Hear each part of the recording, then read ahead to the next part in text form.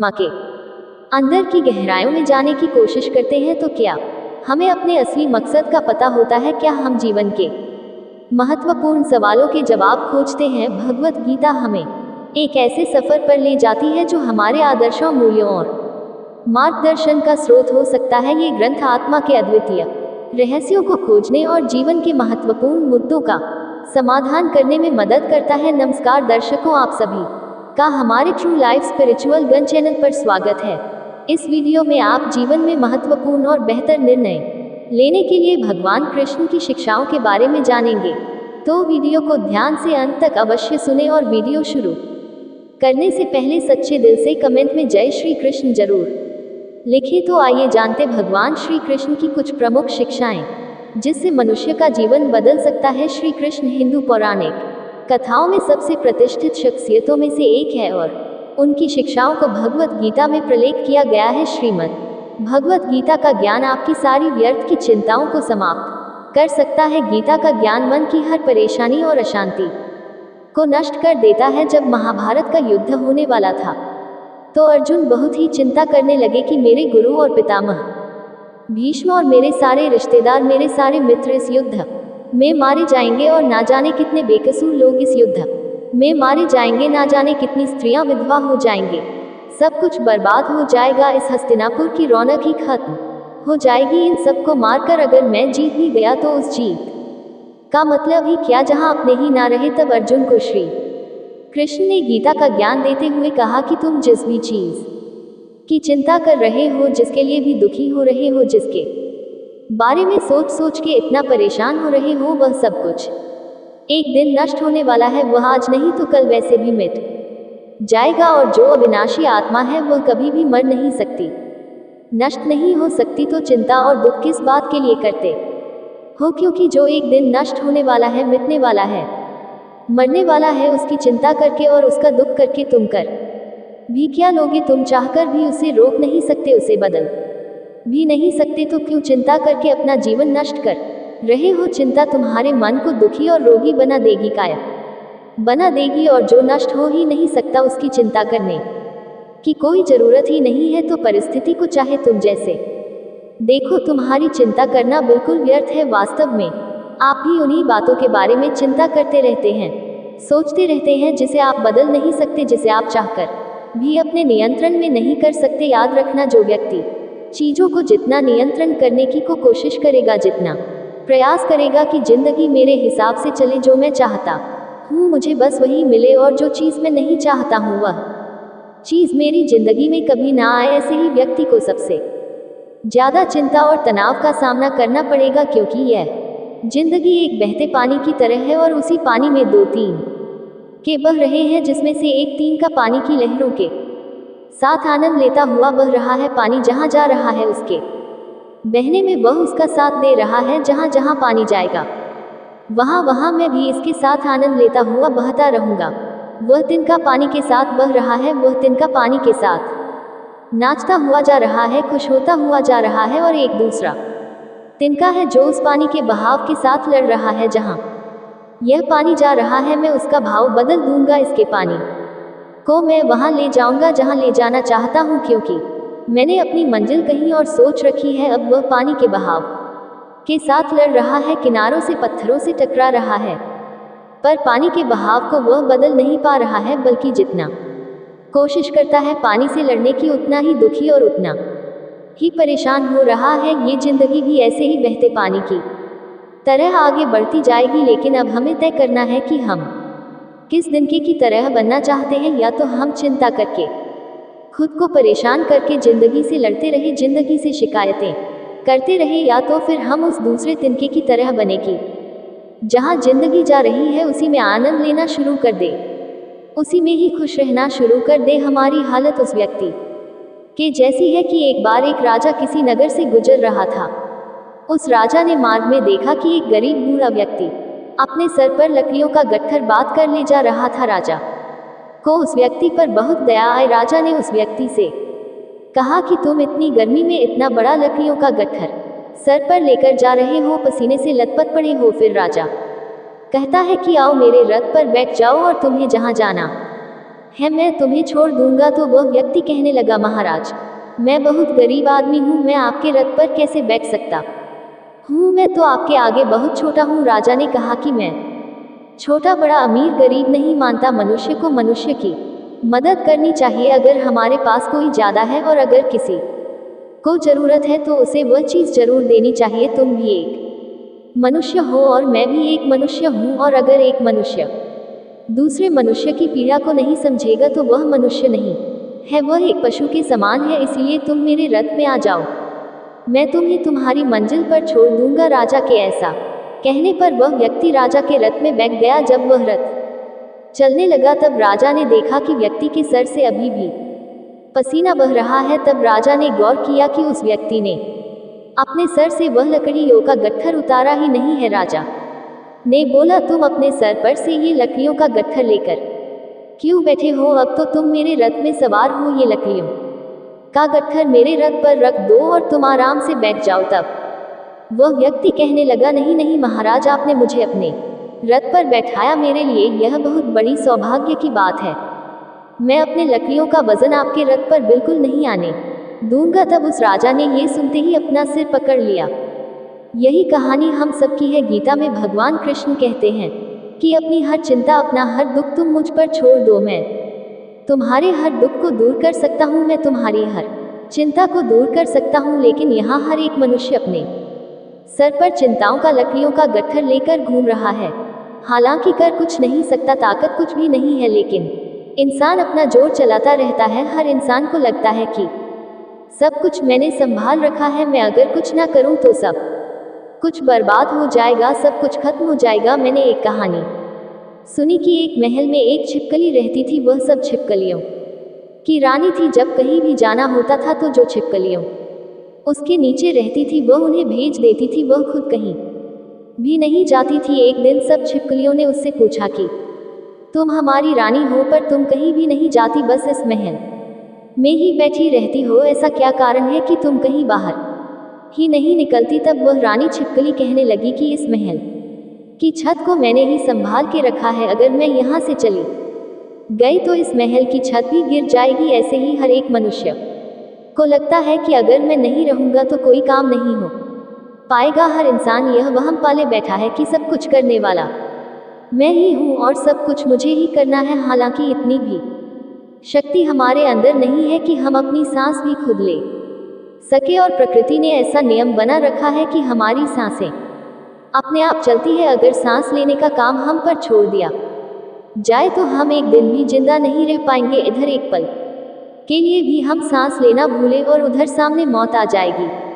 और मनुष्य को सोचने की, चिंता करने की ऐसी बीमारी है कि वह सिर्फ आज की चिंता नहीं करता और ना ही सिर्फ अपने कल की चिंता करता है, वह अपने आने वाले 1-0, 2-0, 5-0 साल, अपने बुढ़ापे तक की, अपने मरने के बाद तक की भी चिंता करता है। और एक बात याद रखना कि जो लोग बहुत ज़्यादा सोचते हैं, बहुत ज़्यादा चिंता करते हैं, उनमें कुछ भी करने की शक्ति ही खत्म हो जाती है, क्योंकि चिंता करने में ही उनकी सारी ऊर्जा नष्ट हो जाती है। ये कलयुग है, इस युग में लोग सोचते ज़्यादा है और करते बहुत कम है। कलयुग का मनुष्य स्वभाव से आलसी और सिर्फ व्यर्थ की बातें सोचता रहता है। जिसे करना होता है वह ज़्यादा सोचता नहीं है, वह उस कार्य को कर लेता है। पर आप अपने आसपास की दुनिया पर नज़र डाल के देखो, आपको अधिकतर लोग ना करने वाले ही ज़्यादा मिलेंगे।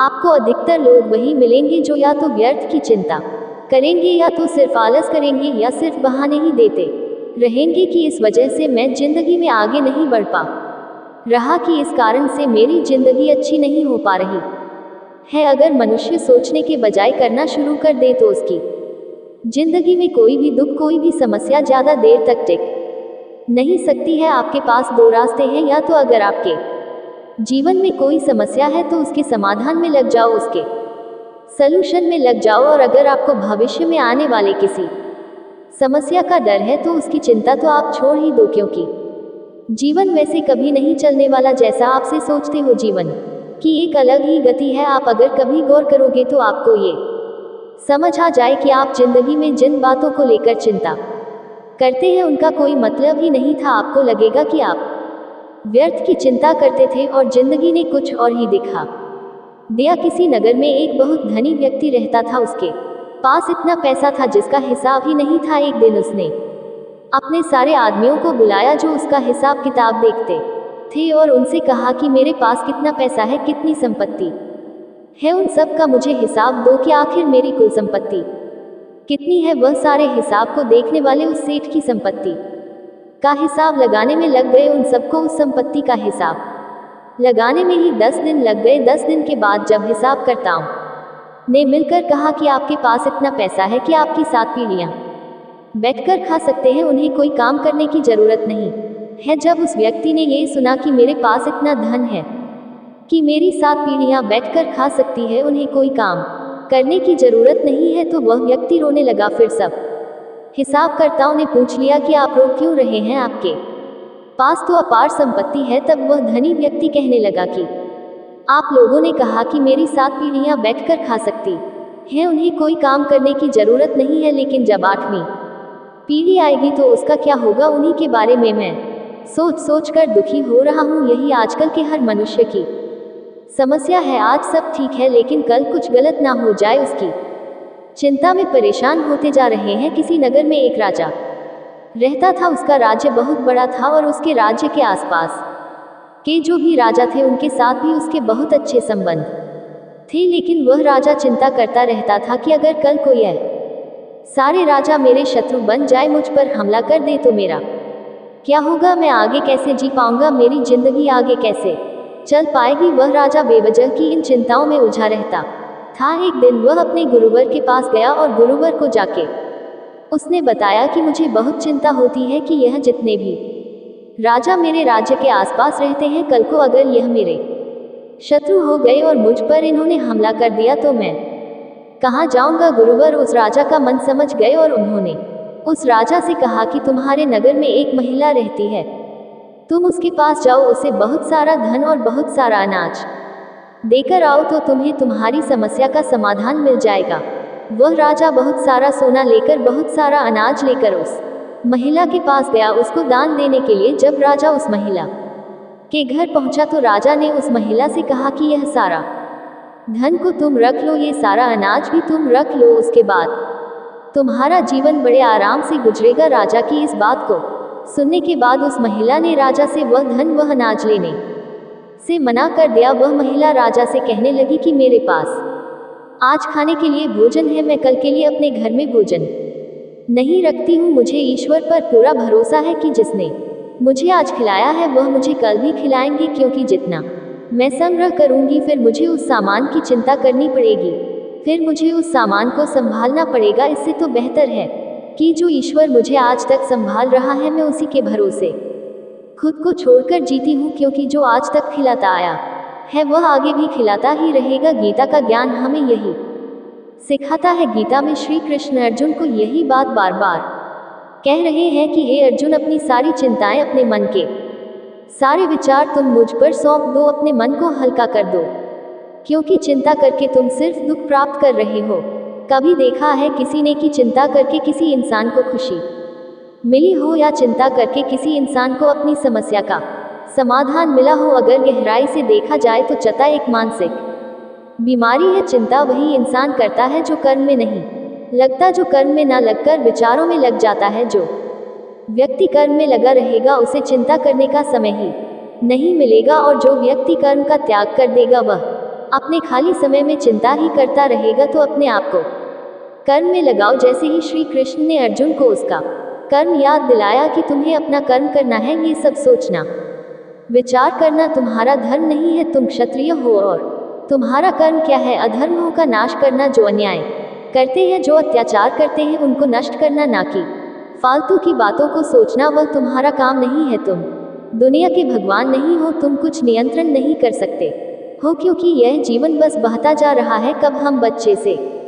जवान हो जाते हैं, कब जवान से बूढ़े हो जाते हैं और कब बुढ़ापे से मृत्यु की ओर चले जाते हैं, कुछ भी हमारे नियंत्रण में नहीं हो पाता। यहाँ हर इंसान जीना चाहता है, कोई नहीं मरना चाहता, लेकिन फिर भी सबको मरना पड़ता है। यहाँ हर एक इंसान जवान रहना चाहता है, लेकिन फिर भी सब बूढ़े होते जाते हैं। इस छोटी सी चीज को हम समझ ले कि यह जिंदगी बस बहती जा रही है और हम इसे नियंत्रण नहीं कर सकते। बस जो हो रहा है उसमें अपने लिए एक खुशियाँ और आनंद से भरी एक जिंदगी हासिल करनी है, और वह जिंदगी लड़के या चिंता करके नहीं बल्कि खुश होकर जीनी है। तुम बिना किसी कारण की चिंता करते हो और बेवजह ही घबराते हो। तुम तो आत्मा हो जिसे ना तो कोई मार सकता है और ना ही जला सकता है। यही जीवन की सच्चाई है जिसे प्रत्येक व्यक्ति को जानना चाहिए। गीता में लिखा है कि जिस इंसान की सोच और नियत अच्छी होती है, भगवान खुद उसकी मदद करने के लिए किसी ना किसी रूप में जरूर आती है। गीता में श्री कृष्ण कहते हैं कि जो मौन को समझ ले वह पूजनीय होता है, फिर चाहे वह माँ हो, पत्नी हो, प्रेमी हो या परमेश्वर। श्री कृष्ण का कहना है कि मनुष्य को अपने कर्मों के संभावित परिणामों से प्राप्त होने वाली विजय या पराजय, लाभ या प्रसन्नता या दुख इत्यादि के बारे में सोचकर चिंता से ग्रसित नहीं होना चाहिए। गीता में लिखा है कि जिस मनुष्य ने कभी विपत्तियां नहीं देखी उसे अपनी ताकत का एहसास कभी नहीं होगा। विपत्तियां हर मनुष्य को अंदर से मजबूत बनाती है। प्रशंसा चाहे कितनी भी करो, परंतु अपमान बहुत सोच समझकर करना चाहिए, क्योंकि अपमान वह उधार है जो अवसर मिलने पर हर व्यक्ति ब्याज के साथ चुका है। गीता में श्री कृष्ण कहते हैं कि अहंकार ही हर मनुष्य का विनाश करता है। अहंकार में आकर व्यक्ति अक्सर ही गलत कार्य कर बैठता है, जिसके बुरे परिणाम उसे आगे चलकर भुगतने पड़ते हैं। गीता के अनुसार मनुष्य को अपने दिमाग पर पूरा नियंत्रण रखना चाहिए। यदि हम इसे नियंत्रित नहीं करते हैं तो हमारा अपना दिमाग एक दुश्मन की तरह काम करता है। गीता में श्री कृष्ण कहते हैं कि जीवन के सच्चे साथी दो ही हैं, एक अपना किया हुआ कर्म और दूसरा परमात्मा। शेष तो सब यही मिले हैं और यही बिछड़ जाएंगे। श्री कृष्ण कहते हैं कि हमेशा सही के साथ खड़े रहो, भले अकेले ही क्यों ना खड़ा रहना पड़े। गीता में लिखा है कि अपने बीते हुए कल को त्याग देना चाहिए, क्योंकि उसका प्रभाव आने वाले कल को दूषित करता है। गीता सार में श्री कृष्ण ने कहा है कि हर इंसान की धारा जन्म मरण के चक्र को जान लेना बेहद आवश्यक है, क्योंकि मनुष्य के जीवन का मात्र एक ही सत्य है और वह है मृत्यु। जिस मनुष्य ने इस दुनिया में जन्म लिया है उसे एक दिन इस संसार को छोड़कर जाना ही है, और यही इस दुनिया का अटल सत्य है। मनुष्य को मृत्यु से कभी भी भयभीत नहीं होना चाहिए। मृत्यु जीवन की अटल सच्चाई है। मृत्यु की प्रतिभाएं ही मनुष्य के वर्तमान खुशियों को खराब कर देता है, इसलिए मन में किसी भी तरह का डर नहीं रखना चाहिए। श्री कृष्ण कहते हैं शरीर नश्वर है पर आत्मा अमर है। ये तथ्य जानने पर भी व्यक्ति अपने इस नश्वर शरीर पर घमंड करता है, जो कि बेकार है। शरीर पर घमंड करने की बजाय मनुष्य को सत्य स्वीकार करना चाहिए।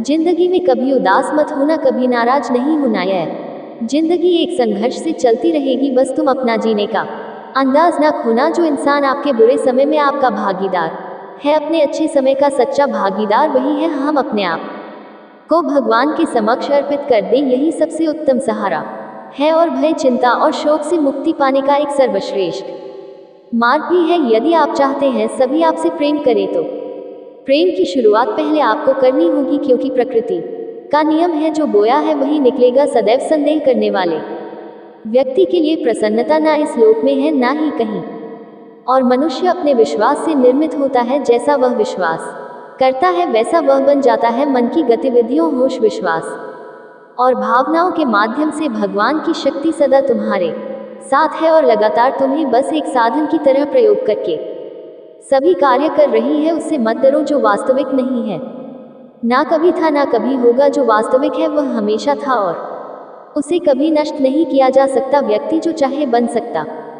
है, यदि वह विश्वास के साथ इच्छित वस्तु पर लगातार चिंतन करे। हर व्यक्ति का विश्वास उसकी प्रकृति के अनुसार होता है। मैं उन्हें ज्ञान देता हूँ जो सदा मुझसे जुड़े रहते हैं और जो मुझसे प्रेम करते हैं। प्रबुद्ध व्यक्ति सिवाय ईश्वर के किसी और पर निर्भर नहीं करता। मैं धरती की मधुर सुगंध हूँ, मैं अग्नि की उष्मा हूँ, सभी जीवित प्राणियों का जीवन और सन्यासियों का आत्म संयम हूँ। आप ही अपना मित्र और आप ही अपना शत्रु है, क्योंकि कि स्वयं का पतन और उद्धार दोनों आप निर्धारित करते हैं। गीता में कहा गया है जो इंसान किसी की कमी को पूरी करता है वह सही अर्थों में महान होता है। जब तक शरीर है तब तक कमजोरियां तो रहेगी ही, इसीलिए कमजोरियों की चिंता छोड़ो और जो सही कर्म है उस पर अपना ध्यान लगाओ। किसी का अच्छा ना कर सको तो बुरा भी मत करना, क्योंकि दुनिया कमजोर है लेकिन दुनिया बनाने वाला नहीं। सच्चा धर्म ये है कि जिन बातों को इंसान अपने लिए अच्छा नहीं समझता उन्हें दूसरों के लिए भी प्रयोग ना करे बिना फल की कामनाएं ही सच्चा कर्म है। ईश्वर चरण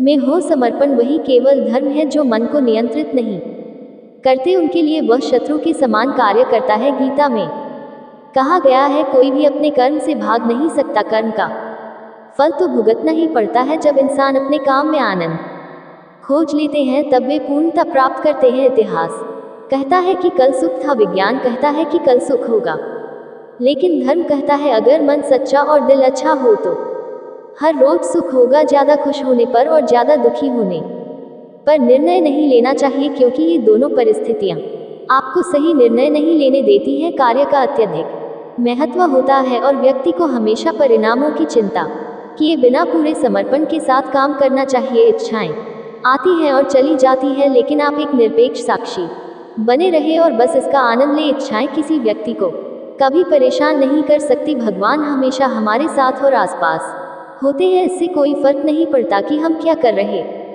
हैं। दुष्ट लोग केवल समझाने मात्र से समझ जाते तो यकीन मानो महाभारत का युद्ध कभी ना होता। फल की जिज्ञासा छोड़कर कर्म करने वाला इंसान ही सदैव अपने जीवन को सफल बना पाता है। उन लोगों के लिए जिन्होंने खुद पर विजय प्राप्त की है, आत्मशक्ति उनकी दोस्त है, मगर यह उन लोगों के लिए दुश्मन है जिन्होंने कभी खुद को नहीं पाया है। जिस इंसान को आपकी कदर नहीं है उस इंसान के साथ खड़े होने से अच्छा है आप अकेले रहे। आप कभी भी अपने जीवन में कामयाब नहीं बन सकते अगर आप अपने अतीत को याद करके परेशान रहते हो। वासना, क्रोध और लालच नरक के 3 दरवाजे हैं। हर व्यक्ति का विश्वास उसकी प्रकृति के अनुसार होता है। मैं उन्हें ज्ञान देता हूँ जो सदा मुझसे जुड़े रहते हैं और जो मुझसे प्रेम करते हैं। मेरी कृपा से कोई सभी कर्तव्यों का निर्वाह करते हुए भी बस मेरी शरण में आकर अनंत अविनाशी निवास को प्राप्त करता है। बुद्धिमान व्यक्ति कामुक सुख में आनंद नहीं लेता, जो कार्य में निष्क्रियता और निष्क्रियता में कार्य देखता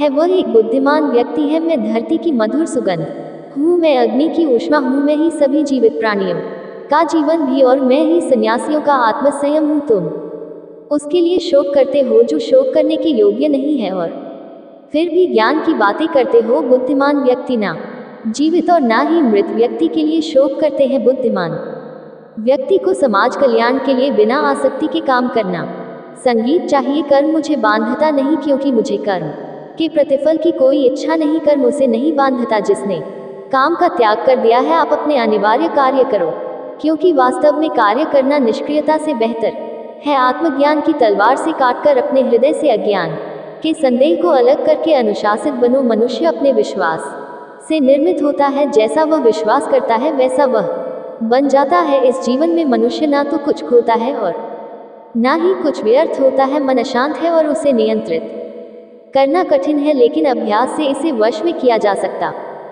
है। केवल मन ही किसी का मित्र और शत्रु होता है। व्यक्ति या जीव का कर्म ही उसके भाग्य का निर्माण करता है। जब मानव अपने कार्य में आनंद खोज लेता है तब वह पूर्णता प्राप्त कर लेता है। क्रोध से भ्रम पैदा होता है, भ्रम से बुद्धि व्यग्र होती है। जब बुद्धि व्यग्र होती है तब तर्क नष्ट हो जाता है। जब तर्क नष्ट होता है तब व्यक्ति का पतन हो जाता है। सदैव संदेह करने वाले व्यक्ति के लिए प्रसन्नता न इस लोक में है न ही कहीं और। मन की गतिविधियों, होश, विश्वास और भावनाओं के माध्यम से भगवान की शक्ति सदा तुम्हारे साथ है और लगातार तुम्हें बस एक साधन की तरह प्रयोग करके सभी कार्य कर रही है। ज्ञानी व्यक्ति ज्ञान और कर्म को एक रूप में देखता है, वही सही मायने में देखता है। प्रबुद्ध व्यक्ति के लिए गंदगी का ढेर, पत्थर और सोना सभी एक समान है। निर्माण केवल पहले से मौजूद चीजों का प्रक्षेपण है। उससे मत डरो जो वास्तविक नहीं है। ना कभी था ना कभी होगा। जो वास्तविक है वह हमेशा था और उसे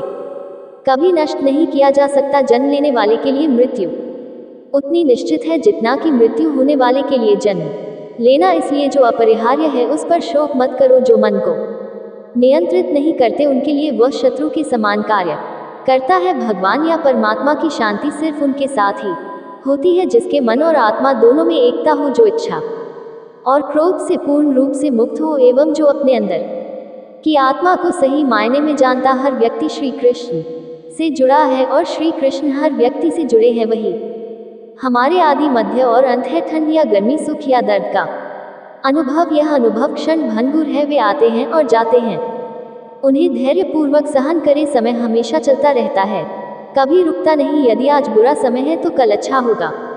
इसलिए आप बिना किसी स्वार्थ के सिर्फ कर्म कीजिए, फल समय खुद देगा। मैं किसी का भाग्य निर्माण नहीं करता, हर व्यक्ति अपना भाग्य स्वयं बनाता है। पृथ्वी, जल, अग्नि, वायु, आकाश, मन, बुद्धि और अहंकार, यह मेरी प्रकृति के 8 विभाग है। जो कुछ हुआ अच्छे के लिए हुआ, जो हो रहा है अच्छे के लिए हो रहा है, जो होगा वह भी अच्छे के लिए ही होगा। आप वही है जिसमें आप विश्वास करते हैं, आप वह बन जाते हैं जो आप मानते हैं कि आप बन सकते हैं। जिस इंसान के चारों तरफ नकारात्मक लोग रहते हैं, उस इंसान का मंजिल से भटक जाना तय है। जो कुछ भी है वह वर्तमान में है, जो बीत गया है वह नहीं आएगा, और जो आने वाला है उसकी चिंता नहीं, बल्कि खुले हाथों से इसका स्वागत करें, भ्रम और संदेह से परे। जब आप भगवान से प्यार करते हैं तो आप हर चीज से प्यार करते हैं। मन उन लोगों के लिए दुश्मन की तरह काम करता है जो इसे नियंत्रित नहीं करते हैं, और जिसने अपने मन को जीत लिया है उसके लिए मन सबसे अच्छा मित्र है। सत्य कभी नष्ट नहीं हो सकता, अच्छा करने से नहीं डरना चाहिए। कर्म का धर्म से अधिक महत्व है, क्योंकि धर्म करके भगवान से मांगना पड़ता है, पर कर्म करने पर भगवान स्वयं फल देता है। इंसान कर्म करने में मनमानी कर सकता है, लेकिन फल मांगने में नहीं। तुम कृष्णा की तलाश करो, कृष्णा स्वयं तुम्हें ढूंढ लेंगे। कृष्ण कहते हैं कि मनुष्य अपने कार्यों के अनुसार ही उन्नति व अवनति प्राप्त करते हैं। ये जीवन अगले जीवन की तैयारी है, मनुष्य को सदा अच्छे कार्य करने चाहिए। कृष्ण कहते हैं, इस जगत में मनुष्य भौतिक वस्तुओं का भोग कर सकता है, अगर वे चाहे तो सब कुछ छीन सकते हैं, मनुष्य कुछ भी नहीं कर सकता। राधा कृष्ण की कृपा पाने के लिए हृदय में भक्ति जगाना होगा, जिसमें ये भक्ति जागृत है वह बड़ा भाग्यवान है। तुमने यदि किसी वस्तु की इच्छा की और यदि वह इच्छा कृष्ण के अनुकूल नहीं है तो उस कार्य में सफलता नहीं मिलेगी। कृष्ण कहते हैं, ये बात हमेशा याद रखो, कैसे भी हालात हो, किसी प्रकार का अन्याय, पाप या किसी भी गलत बात का समर्थन नहीं करोगे, चाहे वह पति या पुत्र ही क्यों ना हो। इस संसार में विभिन्न कलाएं हैं, और इस कला में एक अच्छी कला है किसी के दिल में समा जाने और उसे छू लेना। जो व्यक्ति अंतिम समय कृष्ण का चिंतन करता है, कृष्ण को प्राप्त होता है। मनुष्य को चाहिए वह अंतिम क्षणों में कृष्ण का चिंतन करे। जिस प्रकार पानी में तैरती नाव को तेज वायु बहा ले जाती है, उसी प्रकार विचारशील इंद्रियों में से कोई एक जिस पर मन लगा रहता है वह मनुष्य की बुद्धि हर लेती है। इसलिए इंद्रियों को कृष्ण भावना में लगना चाहिए। भगवान श्री कृष्ण का एक मंत्र व प्रार्थना मोक्ष प्राप्त कर सकता है। हरे कृष्णा हरे कृष्णा हरे हरे हरे राम हरे राम राम राम हरे हरे। भगवान कृष्ण को जान लेने से मनुष्य जन्म मरण के बंधनों से मुक्त हो जाता है। कृष्ण कहते हैं, लोग जिस भाव से मुझे ग्रहण करते हैं उसी के अनुसार उन्हें फल मिलता है। महाभारत युद्ध में कृष्ण भगवान ये दिखाना चाहते थे कि पाप की हार होती है और सत्य की जीत। अहंकार करने पर इंसान की प्रतिष्ठा, वंश, वैभव तीनों ही चले जाते हैं। विश्वास ना हो तो रावण, कौरव और कंस का अंत देख लो। जब घर से बाहर निकले तो प्रभु कृष्ण के सामने झुककर कहे, हे प्रभु, मैं आपसे मिलकर जा रहा हूँ, शीघ्र लौटूंगा। क्योंकि भगवान भी आपके लौटने का इंतजार करते हैं। कृष्ण के लिए खर्च की गई कोई चीज कभी व्यर्थ नहीं जाती, चाहे वह सांस हो या वक्त। कृष्ण कहते हैं, मनुष्य शरीर त्याग करते समय जिस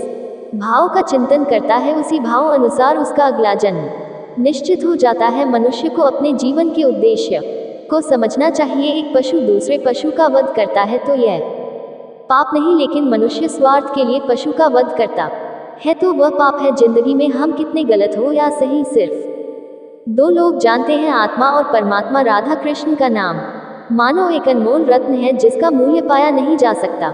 इस संसार में मूर्ख व्यक्ति, अधर्मी, अज्ञानी व नास्तिक प्रकृति का व्यक्ति मेरी शरण स्वीकार नहीं कर सकता। स्वर्ग में सब कुछ है लेकिन मौत नहीं है, गीता में सब कुछ है लेकिन झूठ नहीं है, दुनिया में सब कुछ है लेकिन किसी को सुकून नहीं है, और आज के इंसान में सब कुछ है लेकिन सब्र नहीं है। किसी ने क्या खूब कहा है, ना खुशी खरीद पाता हूँ ना ही गम बेच पाता हूँ, फिर भी मैं ना जाने क्यों हर रोज कमाने जाता हूँ। हमें अपनी जिंदगी मुश्किल इसलिए लगती है क्योंकि हम आसानी से मिली हुई चीजों की कदर नहीं करते। खुद की तुलना किसी और से कभी ना करें, क्योंकि भगवान ने आपके जैसा किसी को भी नहीं बनाया। इसका मतलब है कि आप अपने आप में सर्वश्रेष्ठ हैं। अपने अतीत को बिना पछतावे के स्वीकारें, वर्तमान को आत्मविश्वास के साथ संभालें और भविष्य का बिना किसी डर के सामना करें। हर सपने को अपनी सांसों में रखें, हर अनुभव को अपनी बाहों में रखें। आप हर मुश्किल से जीत सकते हैं, बस अपने लक्ष्य को अपनी आंखों में रखें। चलो मान लिया कि आज वक्त बुरा है, लेकिन एक बात याद रखना कि यह बुरा वक्त ही इंसान को कुछ नया सिखा कर जाता है। इंसान सफल तब होता है जब वह दुनिया को नहीं, खुद को बदलना शुरू कर देता है। दिमाग ठंडा हो तो फैसले गलत नहीं होते, और भाषा मीठी हो तो अपने दूर नहीं होते। दिल के अच्छे होने से अच्छा है पहले आप जुबान से अच्छे बने, क्योंकि लोगों का वास्ता पहले जुबान से पड़ता है। दिल तक तो कुछ खास लोग ही पहुंच पाते हैं। स्वीकार करने की हिम्मत और सुधार करने की नीयत हो तो इंसान कुछ भी कर सकता है। जीवन में सबसे बड़ी खुशी तब होती है जब हम किसी इंसान को अपनी वजह से खुश देखते हैं। अगर यकीन ना हो तो आजमा कर देख लेना, जिस व्यक्ति के अंदर धैर्य नहीं है उसका ना तो कोई वर्तमान है और ना ही कोई भविष्य। इस दुनिया में रहने की दो ही सबसे अच्छी जगह है, किसी के दिल में और दूसरा किसी की दुआओं में। सिर्फ सोच का ही फर्क होता है, वरना समस्याएं आपको कमजोर नहीं बल्कि मजबूत बनाने आती है। आपके कर्म ही आपकी पहचान है, वरना एक ही नाम के तो इस दुनिया में हजार इंसान है। जीवन में सिर्फ ज्ञान होना उपयोगी नहीं, उसका उपयोग कैसे और कब करना है उसका ज्ञान होना सबसे उपयोगी है। समय और भाग्य पर कभी भी अभिमान मत करो, क्योंकि ये दोनों ही परिवर्तनशील है। श्री कृष्ण कहते हैं कि कर्म तेरे अच्छे हैं तो किस्मत तेरी दासी है, नियत तेरी अच्छी है तो घर में मथुरा काशी है। लोग तुम्हारे स्वाभिमान की तब तक परवाह नहीं करेंगे जब तक कि तुम खुद को साबित करके नहीं दिखा देते कि हम जो भी कर्म करते हैं, चाहे वह सही हो या गलत, हमें एक दिन भोगना ही पड़ता है। जिंदगी अगर हंसाए तो समझ लीजिए कि अच्छे कर्मों का फल मिल रहा है, और जिंदगी अगर रुलाए तो समझ लीजिए ये भी आपके कोई बुरे कर्मों का फल मिल रहा है। कर्म तो हम सभी करते हैं, अच्छे कर्म करेंगे तो अच्छा फल मिलेगा, और अगर अच्छे कर्म नहीं करेंगे तो बुरा फल ही मिलेगा। ये जो कर्म हम करते हैं, अच्छे या बुरे, ये हमें कभी छोड़ते नहीं हैं। हमें इनका फल आज नहीं तो कल जरूर मिलना होता है। लेकिन कई बार जब हमें बहुत दुख मिल रहे होते हैं, तब हम बोलते हैं कि हमने तो कोई बुरा कर्म नहीं किया, हमने तो किसी का कभी बुरा किया ही नहीं, फिर हमें क्यों इतने दुख मिल रहे हैं। लेकिन दोस्तों, हमने कर्म किए जरूर होते हैं, अगर इस जन्म में नहीं किए तो पुराने जन्म में किए होंगे, और पुराने जन्म का तो हमें याद नहीं होता ना, क्योंकि हम इंसान तो चालाकियां कर सकते हैं लेकिन उस भगवान से नहीं। कर्मों का सिद्धांत बड़ा ही सरल है, जैसा आप किसी को दोगे वैसा ही आपको वापस मिलेगा। तो अपने मन से फैसला कर लीजिए कि आपको क्या चाहिए। अगर आप इस ब्रह्मांड को सकारात्मक ऊर्जा दोगे तो आपको भी सकारात्मक ऊर्जा ही मिलेगी। जिंदगी का बस एक ही उसूल है, यहाँ तुझे गिरना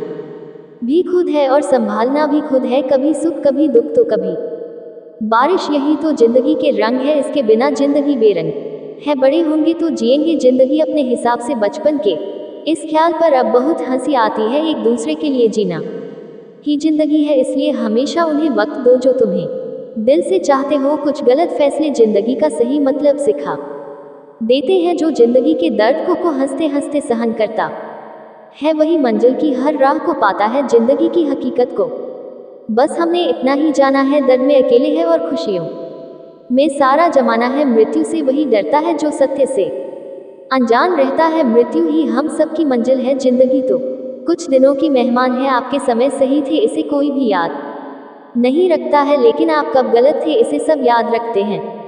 अगर जीवन में अकेलापन है तो भगवान को अपना मित्र बना लो, फिर कोई भी तुम्हें सफल होने से नहीं रोक सकता। पैसे से नहीं बल्कि मन से अमीर बने, क्योंकि मंदिरों में सोने के कलश भले ही लगे हो, लेकिन माथा हमेशा पत्थर की सीढ़ियों पर ही झुकाना पड़ता है। इससे फर्क नहीं पड़ता कि आप कहाँ से हैं, आप कौन हैं, आप क्या कर चुके हैं। आप हमेशा कुछ नया कर सकते हैं और खुद को बेहतर बना सकते हैं। वक्त कहता है मैं किसी का नहीं, ना कोई मेरा है, ना मैं किसी का। जो कोई ने मुझे अहमियत दी उसकी मैं जिंदगी संवार दूं, और जो कोई मुझे अहमियत ना दे उसका मैं सब कुछ छीन लूं। पुराने समय में किसी आश्रम में गुरु अपने एक शिष्य के साथ रहते थे। गुरु बहुत विद्वान थे, आसपास के लोग उनके प्रवचन सुनने आते थे। उनका शिष्य बहुत आलसी था, इस वजह से गुरु को शिष्य के भविष्य को लेकर चिंता रहती थी। शिष्य की शिक्षा पूरी होने वाली थी, लेकिन वह अभी तक समय का मूल्य नहीं समझ सकता था। वह किसी भी काम को टालते रहता था। गुरु ने सोचा कि शिष्य को समय का महत्व नहीं समझाया तो इसका जीवन बर्बाद हो सकता है। एक दिन गुरु ने आलसी शिष्य को एक पत्थर देते हुए कहा कि यह पारस पत्थर है, से तुम जितना चाहो उतना सोना बना सकते हो, लेकिन तुम्हारे पास सिर्फ 2 ही दिन है, इससे तुम्हारा भविष्य सुधर सकता है। मैं दूसरे गांव जा रहा हूँ, 2 दिन बाद आश्रम लौट आऊंगा, तब मैं तुमसे ये पत्थर वापस ले लूंगा। इस पत्थर से तुम लोहे की जिस चीज को स्पर्श करोगे वह सोने की हो जाएगी। चमत्कारी पत्थर देकर संत आश्रम से निकल गए। आलसी शिष्य बहुत खुश था। उसने सोचा कि मैं इस पत्थर से इतना सोना बना लूंगा कि मेरा पूरा जीवन ऐश और आराम से व्यतीत हो जाएगा। उसने विचार किया कि अभी तो मेरे पास 2 दिन है, एक दिन आराम कर लेता हूँ, अगले दिन सोना बना लूंगा। ये सोचकर वह सो गया। पूरा दिन और पूरी रात सोने के बाद जब वह उठा तो उसने योजना बनाई कि आज बहुत सारा लोहा लेकर आना है और उसे सोना बनाना है। आश्रम से बाहर जाने से पहले वह खाना खाने बैठ गया। पेट भर खाना खाया तो उसे नींद आने लगी। अब वह सोचने लगा कि कुछ देर सो लेता हूँ, सोना बनाने का काम तो छोटा है, शाम को कर लूंगा। लेटे ही उसे नींद आ गई। वह गहरी नींद में था, उसे मालूम भी नहीं चला और सूर्यास्त हो गया। दिन खत्म होते ही गुरु आश्रम में लौट आए और गुरु ने शिष्य से वह पत्थर वापस ले लिया। अब शिष्य को इस बात एहसास हो गया कि आलस्य की वजह से उसने सुनहरा अवसर खो दिया है। शिष्य ने गुरु के सामने संकल्प लिया कि अब से वह कभी भी समय को बर्बाद नहीं करेगा और आलस्य को त्याग देगा। इसके बाद शिष्य का जीवन बदल चुका था। वह मेहनत करने लगा और जल्दी ही उसने अपनी मेहनत से धन कमाना भी शुरू कर दिया। तो दर्शकों, हमेशा याद रखना कि जीवन में आगे बढ़ना है तो आलस्य करना आज ही छोड़ दो। आलस्य एक ऐसी चीज है कि उसी की वजह से मनुष्य का जीवन नष्ट हो जाता है। दोस्तों, यह वीडियो आपके लिए उपयोगी और आध्यात्मिक ज्ञान प्रदान करने का प्रयास है। अगर आपको यह वीडियो पसंद आया हो और आप इस यात्रा के साथ जुड़ना चाहते हैं तो कृपया हमारे चैनल को सब्सक्राइब करें ताकि आप हमारे नए वीडियो की नोटिफिकेशन प्राप्त कर सके। आपके अपने राय और सुझावों का हमें निरंतर स्वागत है, इसलिए कृपया वीडियो के नीचे कमेंट करें और हमें बताएं कि आपको क्या और कैसे पसंद आया। आखिर में इस वीडियो को लाइक करें और इसे अपने दोस्तों और परिवार के साथ शेयर करने में मदद करें। धन्यवाद।